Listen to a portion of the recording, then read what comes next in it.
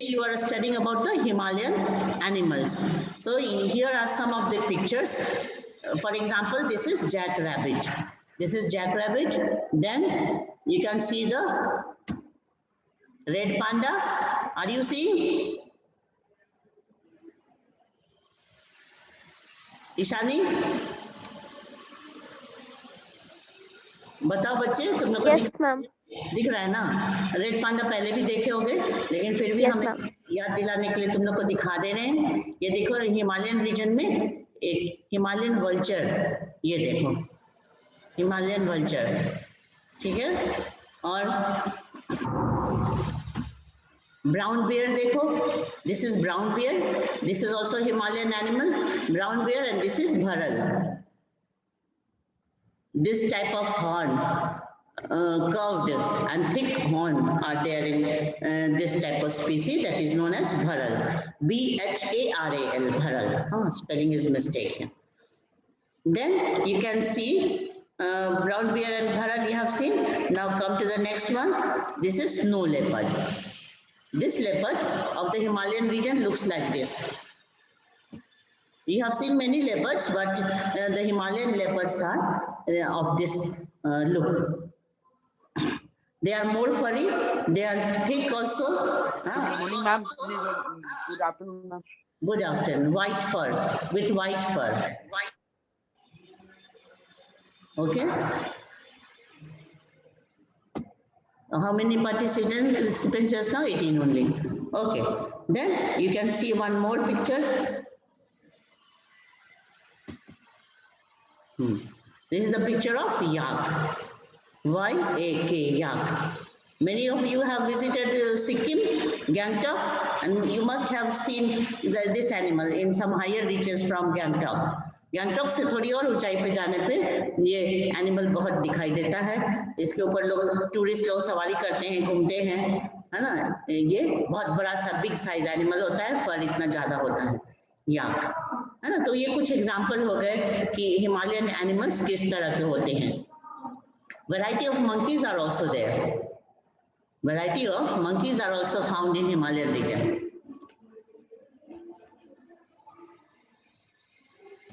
Now you come to the lesson, come to your page.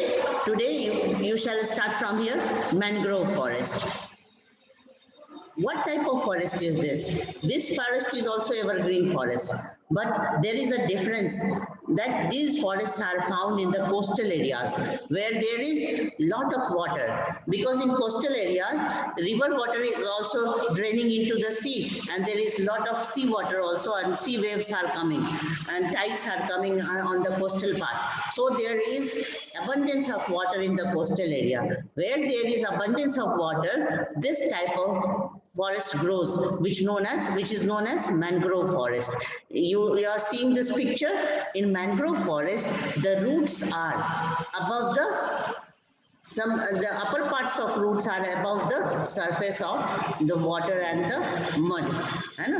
ये जितनी इसकी root है ना, अंदर तो है ही, अंदर के लैंड के अंदर तो है ही, लेकिन ये बहुत सारा इसका पार्ट ऊपर की तरफ निकला रहता है एरेशन के लिए, है ना, हवा के लिए, ऑक्सीजन के लिए। तो तुम्हें अभी क्या पढ़ना है? मैंग्रोव फॉरेस्ट का डिटेल पढ़ना है। तो सबसे पहले कि मैंग्रोव फॉरेस्ट कहाँ मिलता है, तो इंडिया के कोस्टल पार्ट में मिलता है। तो स्पेशली जो ईस्टर्न कोस्ट है ना इंडिया का, जो डेल्टा रीजन है, जैसे महानदी डेल्टा, गोदावरी, कृष्णा, कावेरी डेल्टा, ये ईस्टर्न कोस्ट बहुत ही फेमस है मैंग्रोव फॉरेस्ट के लिए। Mud and silt get accumulated on such coast. तो किनारे पे क्या क्या होता है? मड होता है, सिल्ट होता है जो रिवर की तरफ से लाया हुआ रहता है, और सी वेव्स के आने से सी वाटर भी बहुत ज्यादा वहां रहता है। तो जो किनारे का लैंड, तुम इमेजिन करो कि इंडिया का इतना लंबा कोस्ट लाइन है, उसमें खास करके ईस्टर्न कोस्ट पे मैंग्रोव फॉरेस्ट, ये वैरायटी ऑफ वेजिटेशन जो है ना, मैंग्रोव वैरायटी, वही मिलता है। ये बहुत डेंस फॉरेस्ट होता है, ये भी एवरग्रीन होता है, इसके वुड हार्ड होते हैं, लीव्स भी बड़े होते हैं। और इसमें क्या तुम देखे, ये लास्ट लाइन यहाँ का देखो, अपर पैराग्राफ का, dense mangrove are the common varieties with roots of the plant submerged under water. पानी के नीचे वो रूट्स रहते हैं, अंदर, मतलब लैंड से जुड़े हैं और बहुत सारा उसका रूट का अपर पार्ट ऐसे बाहर भी दिखाई देता रहता है। The deltas of the Ganga, Ganga का डेल्टा है ना बहुत बड़ा, क्या नाम है गंगा ब्रह्मपुत्र डेल्टा का, बताओ। हाँ बोलो, रिपीट करो, what is the name of सुंदर ये डेल्टा ऑफ गंगा ब्रह्मपुत्र? सुंदरबन। हाँ सुंदरबन डेल्टा, ठीक है। तो सुंदरबन डेल्टा हो गया, महानदी डेल्टा और जो कि उड़ीसा में है, फिर कृष्णा गोदावरी डेल्टा आंध्र प्रदेश के कोस्ट पे है, और कावेरी डेल्टा तमिलनाडु के कोस्ट पे। तो इतना सारा कोस्टल डेल्टा एरियाज हैं जहां पर कि मैंग्रोव फॉरेस्ट मिलता है। In the Ganga Brahmaputra delta Sundari tree are found. तो मैंग्रोव ट्री मैम मेघना रिवर के आसपास। हाँ मेघना कहते हैं ना उसको, जब गंगा रिवर वेस्ट बंगाल में होते हुए डेल्टा में जब क्रॉस करती है तब उसका नाम है वहां पे मेघना, है ना। तो उस सुंदरी ट्री के नाम पर ही सुंदरबन डेल्टा नाम रखा गया है ना। तो सुंदरी ट्री के अलावा और कौन कौन से ट्री हैं देखो, पाम, कोकोनट, केवड़ा, अगर, याद रखना पाम, कोकोनट, केवड़ा, अगर और सुंदरी, 5 ट्रीज, ठीक है ना। 5 इंपॉर्टेंट ट्रीज के नाम यहाँ पे दिए हुए हैं। तो इसके ट्री के कैरेक्टरिस्टिक क्या क्या है? ट्री का कैरेक्टरिस्टिक ये है कि ये हार्डवुड ट्री है। इसके वुड कैसे होते हैं? सॉफ्ट नहीं होते हैं। सॉफ्ट वुड कहाँ मिलता है? हिमालय के बहुत हाइट पे मिलता है, जो कि टेम्परेट फॉरेस्ट कहलाता है, उसमें सॉफ्ट वुड ट्री मिलता है। और ये तो ट्रॉपिकल रीजन है, तो ये हार्डवुड वैरायटी होता है, लकड़ी इसकी हार्ड होती है। और ये फॉरेस्ट कैसा होता है? एवरग्रीन होता है, ठीक है। तो इसलिए ड्यूरेबल हार्ड टिम्बर यहाँ से मिलता है। टिम्बर मतलब वही लकड़ी का वुड, जो लॉग्स होते हैं उसको टिम्बर कहते हैं। Royal Bengal tiger is famous animal, है ना। यहाँ पे रॉयल बंगाल टाइगर है, सुंदरबन डेल्टा में जो फॉरेस्ट है ना उसमें सबसे इम्पोर्टेंट एनिमल यही है, रॉयल बंगाल टाइगर। और उसके अलावा पानी में रहने वाले बहुत से जानवर मिलते हैं, जैसे turtles, crocodiles, gharials, snakes are found in this area. क्योंकि ये मडी और वाटरी एरिया है तो ये सारे एनिमल्स भी मिलते हैं, क्रोकोडाइल भी, घड़ियाल भी, टर्टल एंड स्नेक्स। और सबसे ज्यादा इंपॉर्टेंट है ये रॉयल बंगाल टाइगर, है ना। Sundarban delta, Sundarban forest is a tiger reserve. तुम लोग ना टाइगर रिजर्व के बारे में पढ़ोगे आगे तो तुम देखोगे कि ये रॉयल बंगाल टाइगर का हैबिटेट है। What will happen if plants and animals disappear from the Earth's surface? Can the human being survive under such situation? हाँ बोलो। नहीं, क्योंकि सब ना हम इकोसिस्टम में क्या है, एक दूसरे से इंटरलिंक्ड और इंटरडिपेंडेंट हैं। सारे एनिमल, सारे ह्यूमन बीइंग, प्लांट लाइफ सब एक दूसरे से रिलेटेड है, इंटरडिपेंडेंट और इंटरलिंक्ड है। तो अगर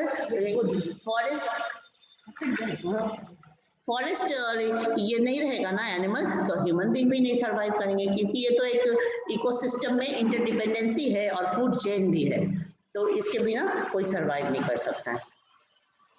Why is biodiversity necessary and why should it be covered? देखो इस तरह का क्वेश्चन एग्जाम में आ जाता है, ये अंडरलाइन करो।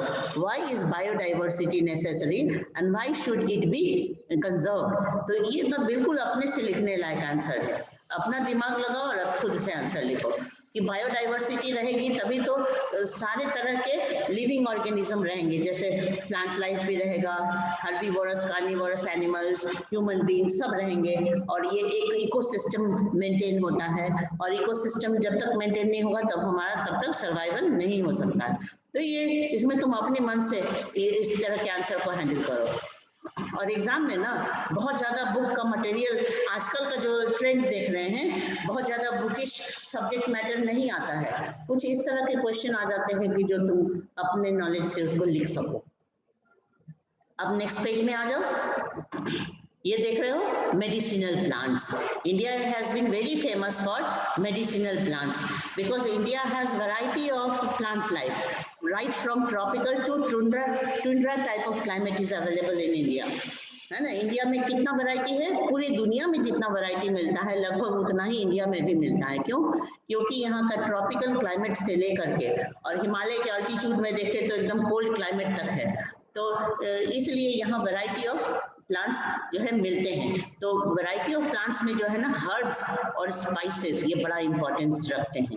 हर्ब्स मतलब जड़ी बूटी जो मेडिसिन बनाने के काम में आता है, स्पाइसेस जो गरम मसाले होते हैं वो सब। अब यहाँ देखो, some 2000 plants have been discovered in Ayurveda. India के आयुर्वेदा में कितने डिस्कवरी हुई है प्लांट्स की? 2000 plants have been described in Ayurveda, और at least 500 are in regular use, और उसमें से हम 500 को मेडिसिन ये सब बनाने में रेगुलर यूज में इस्तेमाल करते हैं। In the World Conservation Union's Red List, world का जो लिस्ट है उसमें कितना है? Has 352 medicinal plant. Of which 52 are critically threatened and 49 endangered. इस 352 में से 52 जो है ना बहुत डेंजरस कंडीशन में है, मतलब वो खत्म हो सकते हैं, और 49 जो है वो एंडेंजर्ड हो चुके हैं, मतलब वो भी उस कैटेगरी में जाने वाले हैं, डेंजरस कैटेगरी में जाने वाले हैं। तो इस तरह से ना इसके लिए कुछ टर्म्स यूज करते हैं, जैसे एंडेंजर्ड स्पीसीज, एक्सटिंक्ट स्पीसीज और वल्नरेबल, ये सब वर्ड यूज करते हैं। वल्नरेबल उसको कहते हैं जो ये क्रिटिकल स्टेज में जाने वाला है, जो क्रिटिकल स्टेज में जा चुका है उसको एंडेंजर्ड कहते हैं, और जो बिल्कुल खत्म हो चुका है, दुनिया से बिल्कुल वैनिश हो चुका है, वो उसको एक्सटिंक्ट कहते हैं। The commonly used plants in India are, हाँ, say if you have to say something, 20 participants are there, तो एक एक प्लांट का नाम देखो। सर्पगंधा इंडिया का एक आयुर्वेदिक प्लांट है जो कि ब्लड प्रेशर को ट्रीटमेंट में काम आता है। जामुन तुम लोग देखे हो, वो उसके पेड़ पता नहीं तुम देखे हो कि नहीं, खाते तो होगे जरूर। तो जामुन का जो जूस होता है ना वो बहुत ही अच्छा काम आता है डायबिटीज में, उसे विनेगर भी बनाते हैं, है ना, और कई तरह के डाइजेस्टिव एंजाइम की तरह इसकी दवा बनती है। Arjun, the fresh juice of leaves is a cure for year एक, है ना, कान में जो दर्द होता है उसमें अर्जुन का जूस डाला जाता है, अर्जुन लीव्स का, और ब्लड प्रेशर में भी काम आता है अर्जुन। और बबूल तो तुम सुने ही होगे, बबूल की तो ये बनती है, दातुन करते हैं लोग, मतलब, और पेस्ट वेस्ट ये सब भी बनता है। Leaves are used as cure for eye sore, है ना, आँख आ जाता है जो आँख, तो उसमें भी बबूल का काम होता है। Its gum is used as a tonic, तो इसीलिए बबूल को ना दांतों में और गम में फायदा करता है, इसलिए इससे टूथपेस्ट बनाते हैं। नीम तो जानते ही हो, इतना बड़ा एंटीबायोटिक है इंडिया का, कई तरह की इससे दवा भी बनती है, एंटीबायोटिक एंड एंटीबैक्टीरियल प्रॉपर्टीज है इसमें। तुलसी प्लांट, तुलसी घर घर में होता है, बुखार में, सर्दी खांसी में, कफ कोल्ड में, सब में इसको यूज किया जाता है। अभी कोरोना के टाइम में सब लोगों ने इसको यूज करना और भी शुरू कर दिया था। ये तुलसी का काढ़ा बना के पीने से इम्यूनिटी बढ़ती है। फिर एक क्या है, कचनार, इट इज यूज, और तुलसी के बारे में तो ये भी कहा जाता है कि अगर तुलसी का बड़ा सा पेड़ है तुम्हारे पास तो वो आसपास के रीजन में ना बहुत ऑक्सीजन देता है, उसमें दिन में रात में हर समय ऑक्सीजन निकलता है।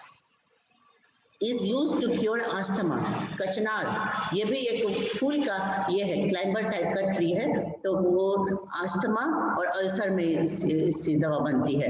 The birds and roots are good for digestive problems, ठीक है। इस तरह से हमारे आसपास बहुत से मेडिसिनल प्लांट होते हैं। तुम और भी जान सकते हो, जैसे घर घर में एक वो फूल का पौधा होता है सदाबहार जिसको कहते हैं, जो हमेशा खिलता रहता है, उसके पत्ते, उसके फूल भी बहुत काम आते हैं। ऐसे कई सारे तुम देखोगे, हिबिस्कस है, कई सारे फूल पौधे ना बहुत काम आते हैं। अब यहाँ से देखो, वाइल्ड लाइफ वाला ये जो सेक्शन है ना, इसे एग्जाम में बहुत क्वेश्चन आता है, क्योंकि क्या है, ये एक बहुत ही इम्पोर्टेंट टॉपिक है, रिसेंट है कि वाइल्ड लाइफ कंजर्वेशन क्यों जरूरी है। ये सब से रिलेटेड ना बड़ा एग्जाम में इसी पोर्शन से ज़्यादा क्वेश्चन आता है। अभी पिछले 4-5 सालों में हम लोगों ने देखा है कि ये पोर्शन ज़्यादा टच करते हैं। कभी हिमालयन एनिमल के बारे में आ जाता है, कभी आता है कि what are the steps for conservation of wild life, ये भी बड़ा इंपॉर्टेंट क्वेश्चन। तो ये सब क्वेश्चन तुमको हम लिखा देंगे, स्नैप होमवर्क में भी भेज देंगे। अब यहाँ से देखो, Like its flora, India is also rich in fauna. Fauna means animal life. It has more than 89,000 animal species. The country has more than 1,200 species of birds. They constitute 13% of world's total. ठीक है? तो India में चूंकि variety of climate है, अब देखो जैसे cold area में, जैसे पोलर रीजन के पहले नॉर्दर्न टेम्परेट एरिया में रेड पांडा मिलता है, तो इंडिया में भी रेड पांडा मिलता है। क्यों? हिमालय की वजह से। तो इंडिया में वैरायटी है एकदम, जो हाई टेम्परेचर में रहने वाले एनिमल से लेकर के एकदम कोल्ड टेम्परेचर वाले एनिमल भी यहाँ पे मिलते हैं, क्योंकि यहाँ क्लाइमेट में बहुत ज्यादा वेरिएशन है। On the whole, we can say that India has monsoon type of climate, but you can see lot of temperature variation from extreme south of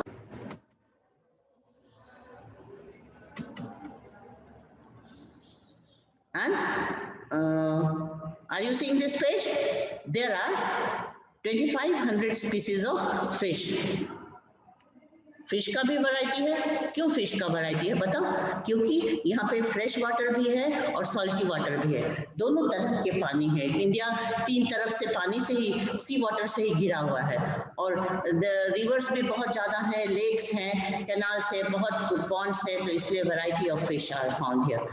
2,500 species of fish, which account for 12% of world's stock. Just imagine, पूरी दुनिया में जितने variety है fish के, उसका 12% तो India में ही available है। It also shares between 5 to 8% of world's amphibians, reptiles and mammals. है ना? एम्फीबियंस, रेप्टाइल्स एंड मैमल्स, ऐसे एनिमल जो कि पानी में भी रह सकते हैं, लैंड के ऊपर भी रह सकते हैं। रेप्टाइल्स तो समझते ही हो, है ना? और मैमल्स जो ये होते हैं, रिप्रोडक्शन करते स्तनधारी जानवर होते हैं जो। The elephants are most majestic. अब यहाँ देखो इस पैराग्राफ में क्या लिखा है, यहाँ से तुम ना एक क्वेश्चन लिखो, name the regions of the following animals. Name the regions of the following animals. तो सबसे पहले लिखेंगे elephant. Name the regions of following animals.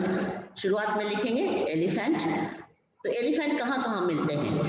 Elephants are found in hot and wet forest of Assam, Karnataka and Kerala. ये हो गया answer तुम्हारा। Elephant का habitat कहाँ है?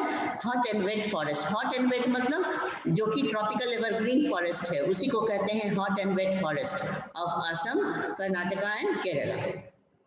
ठीक है, अब आगे बढ़े।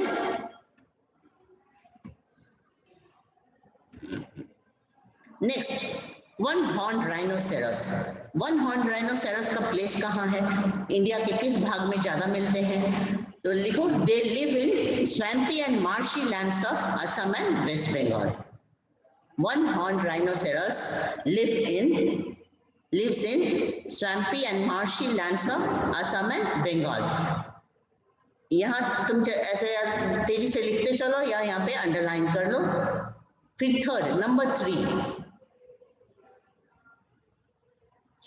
थर्ड में लिखना वाइल्ड एस एंड कैमल्स। एक साथ लिखना वाइल्ड एस एंड कैमल्स, क्योंकि ये एक ही जगह रहते हैं डेजर्ट वाले एरिया में। तो इसके लिए इसके सामने लिखो कि arid areas of Rann of Kutch.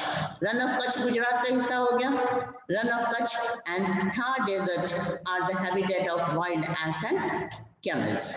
ये हो गया नंबर 3। रिपीट करने की जरूरत नहीं है। नंबर 4, नंबर 4 देखो,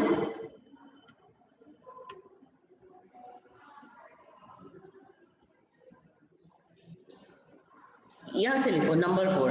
बाकी वो सब जो है ना, ये जो हम अभी यहाँ देखें कि ये सब एंटीलोप, नीलगाय, चौसिंगा, गजल, ये सब बहुत सारे जगह मिलता है, इंडिया में फैला हुआ है। और खास जो है ना वो है लायन और टाइगर्स। तो पहले लिखो लायंस, और लायन के सामने लिखो गिर फॉरेस्ट ऑफ गुजरात। लायन का मेन हैबिटेट इंडिया में कहाँ है? गिर फॉरेस्ट इन गुजरात। गुजरात में देखना गिर फॉरेस्ट दिखाया हुआ है, अभी दिखा देंगे मैप में। और लास्ट लिखो टाइगर्स। तो tigers are found in Madhya Pradesh, Sundarbans of West Bengal and the Himalayan region. अभी स्नो लेपर्ड देखे थे ना, वो अलग वैरायटी हो गया, वो कैट फैमिली से है, वो हिमालयन रीजन में। तो टाइगर्स में लिखेंगे मध्य प्रदेश। मध्य प्रदेश में बहुत सारे टाइगर रिजर्व है, और सुंदरबन में भी टाइगर रिजर्व है जो कि वेस्ट बंगाल में पड़ता है।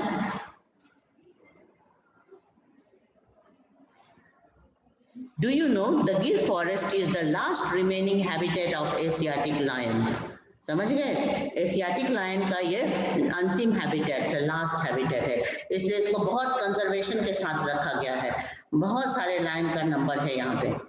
ये लायन जब तुम देखोगे ना, गुजरात तुम जाओगे, जूनागढ़, जामनगर, ये सब जाओगे अगर कभी, तो देखोगे कि यहाँ बड़े बड़े केज में मतलब एरिना टाइप का बना करके इसमें बहुत सारे लायन रखे गए हैं। तो ये लायन ना उतने बहुत ये नहीं होते, बहुत हेल्दी से नहीं दिखते हैं, लेकिन नंबर में, पॉपुलेशन में बहुत है।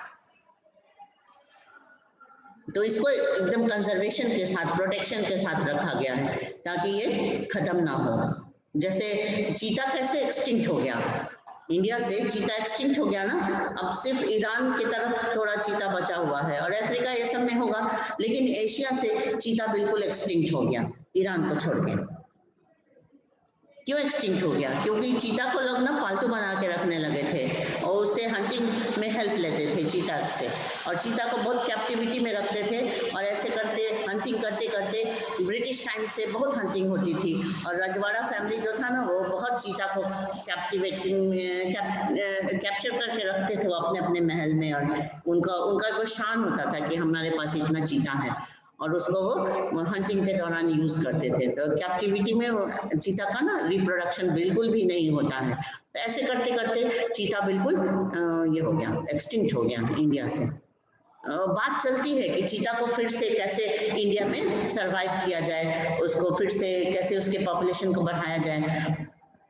तो उसके लिए ना ईरान से भी बात हुई है, ईरान से जैसे कुछ 2-4 भी अगर लेके आए तो फिर यहाँ पे उसको रिप्रोडक्शन के साथ उसके पॉपुलेशन को बढ़ाया जा सकता है, लेकिन अभी वो फाइनल नहीं हो पाया है, वहाँ से मिला नहीं है अभी तक। ठीक है, और ये तो हिमालयन एनिमल के बारे में तुम लोग ऑलरेडी पढ़ चुके हो, सबका पिक्चर भी देख लिए, आइबेक्स, बेयर और ये स्नो लेपर्ड सब देख लिए। तो हिमालयन एनिमल के बारे में जब भी आएगा ना, तो इस पैराग्राफ में से भी देखना, और उधर माउंटेन फॉरेस्ट में भी जो लास्ट पैराग्राफ में दिया हुआ है वो भी देखना, दोनों मिला के लिखोगे। In the rivers, lakes and coastal areas, turtle, crocodiles and gharials are found. अब ये मैप देखो, ये है गिर फॉरेस्ट, लायन का ये है गिर फॉरेस्ट, समझ गए। और यहाँ पे जो सुंदरबन डेल्टा है, यहाँ पे सुंदरबन डेल्टा, इसका ज्यादा हिस्सा बांग्लादेश में आ जाता है और छोटा हिस्सा इसका इंडिया में भी है, इधर वेस्ट बंगाल के सदर्न साइड में। हाँ, तो यहाँ पर भी ये एनिमल बहुत मिलता है। रॉयल बंगाल टाइगर बहुत ही मैजेस्टिक, अच्छे वेट का और हेल्दी लुकिंग टाइगर होता है यहाँ का रॉयल बंगाल टाइगर। ये सब बहुत ध्यान से ये मैप वर्क करना है, ठीक है ना। क्या क्या है इसमें? 3 चीज दिखाया गया है, wild life sanctuary, bird sanctuary और नेशनल पार्क। तो वाइल्ड लाइफ सेंचुरी में क्या करते हैं कि किसी एक एनिमल के प्रोटेक्शन का ज्यादा ध्यान रखते हैं, बाकी एनिमल्स भी उसमें रहते हैं, बाकी सारे प्लांट लाइफ उसमें प्रोटेक्टेड रहते हैं, लेकिन किसी एक एनिमल के पॉपुलेशन को खासा ध्यान दिया जाता है। जैसे देखा गया कि यहाँ पे टाइगर है, सुंदरबन टाइगर रिजर्व में टाइगर है, तो टाइगर पर ही ज्यादा ध्यान दिया गया कि इसकी हंटिंग कोई ना करे, इसका पॉपुलेशन तेजी से बढ़े, है ना। तो एक समय था कि इंडिया में सिर्फ 4000 से भी कम 2600 टाइगर्स बच गए थे, और अभी बढ़ते बढ़ते ये नंबर बहुत ऊपर चला आया है ना। इट हैज कम अबव 4000 से ऊपर है टाइगर के नंबर, है ना। और बहुत सारे about 40 tiger reserves are there in India. अभी कुछ सालों पहले तक तो सिर्फ 27 टाइगर रिजर्व थे, लेकिन अभी 40 से भी ऊपर है। ये सब कॉर्बेट है, राजा जी, सब में टाइगर रिजर्व है। तो इन सब को ना तुमको मैप में ड्रॉ करना है। इसके लिए तुम क्या करो कि इंडिया का पॉलिटिकल मैप ले लो तो ज़्यादा बेहतर होगा। क्योंकि पॉलिटिकल मैप में फिर तुम एटलस से भी देख करके और इसको इस एनसीईआरटी के मैप को भी देख करके दोनों को मिलाते हुए तुम अपना मैप वर्क करो, ठीक है ना, कि कन्हेरी कहाँ पे है एग्जैक्टली, ये कान्हा किसली किधर है, जो जो एग्जाम में आया हुआ है बता रहे हैं, कान्हेरी आया हुआ है, कान्हा किसली, सिमली पाल आया हुआ है एग्जाम में, कॉर्बेट और राजा जी ये सब कई बार आया हुआ है, दुधवा ये भी, और आसाम का मानस और काजीरंगा ये दोनों बड़ा इंपॉर्टेंट है, दोनों में से कोई एक आ जाता है, ये दोनों आसाम में ही है, इधर ईस्टर्न आसाम में मानस और इधर वेस्टर्न थोड़ा वेस्ट की तरफ आसाम में ही काजीरंगा, ये दोनों वन हॉर्न राइनो का वाइल्ड लाइफ सेंचुरी है, ठीक है ना। तो उसी तरह से तुम इधर केरला में आ जाओ, तो केरला में यहाँ पे क्या है, एलिफेंट का रिजर्व है, पेरियार टाइगर रिजर्व भी है, इस एरिया में एलिफेंट्स को भी रिजर्व है।